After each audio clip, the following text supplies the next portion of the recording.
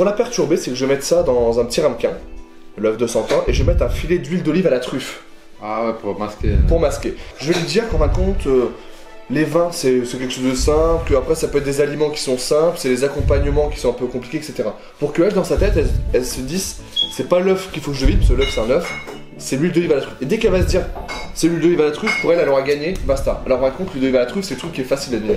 Bah ouais. Tu vois? Pour cet épisode, on va tourner totalement dans le noir. Donc là, je suis en train de préparer les GH5 pour tourner les parties en lumière. Mais en fait, on va avoir des caméras infrarouges pour cet épisode. J'ai aucune idée d'à quoi ressemblent ces caméras. Donc j'attends qu'elles arrivent pour pouvoir les tester et les installer. Je scotche les verres pour pas que sur les voiles repère la couleur du vin.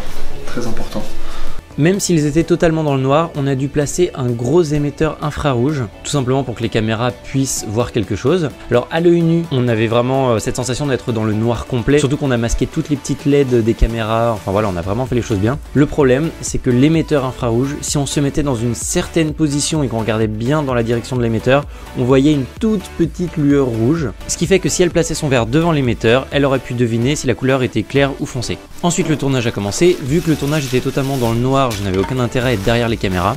Du coup, j'ai dû préparer l'œuf de 100 ans que Shirley allait voir en sortant de la pièce. Et j'en ai profité pour faire le gros plan de l'œuf qu'on voit au début de l'épisode. En tout cas, merci d'avoir regardé ce making of. On se retrouve plus tard dans la semaine pour de prochaines vidéos. Ciao!